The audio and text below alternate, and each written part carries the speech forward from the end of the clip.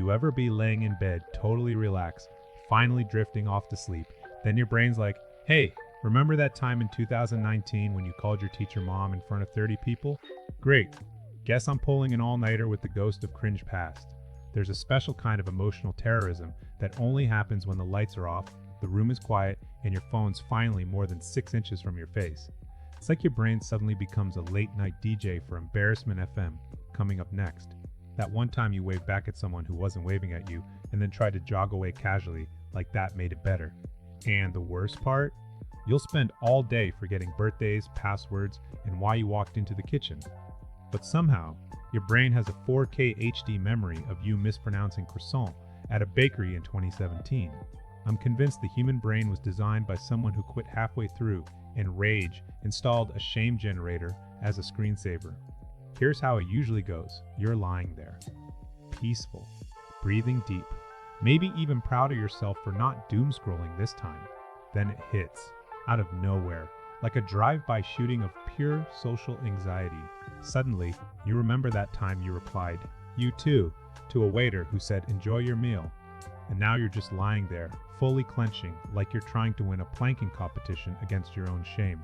And even though it happened years ago, your body reacts like it's still happening, like your nervous system is hosting a reenactment. Sweaty palms, racing heart, and for some reason, your toes start curling like they're trying to teleport you out of existence, and there's no escape. You can't outrun it, you can't logic your way out. All you can do is lie there thinking, why am I like this? Which is a question best answered by your high school yearbook photo. Let's talk about what this actually is. It's called the cringe rebound, where your brain misuses spare memory to launch a surprise attack on your dignity. Scientists would probably describe it as episodic memory reactivation tied to social faux pas. I call it my personality doing laps in a shame spiral. What's even worse is when your brain decides to upgrade the memory. Like you remember waving at your crush, but now you also remember you had ketchup on your face and tripped over your own foot. None of that happened. But your brain's in there like a director's cut with extra humiliation.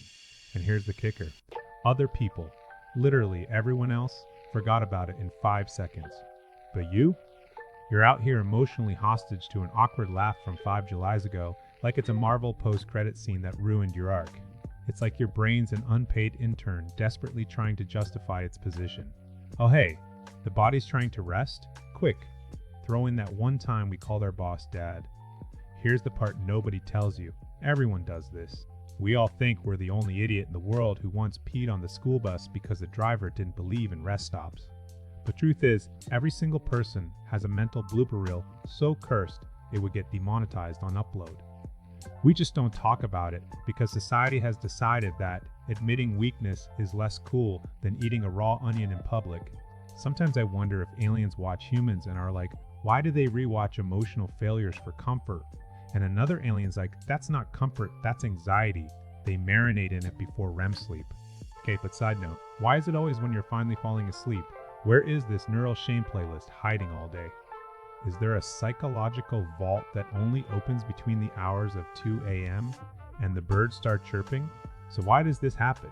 Well, some say it's your brain processing unresolved emotions.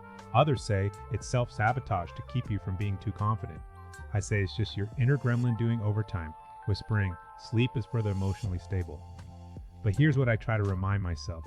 If a memory from 5 years ago still haunts you, it probably means you've grown since then.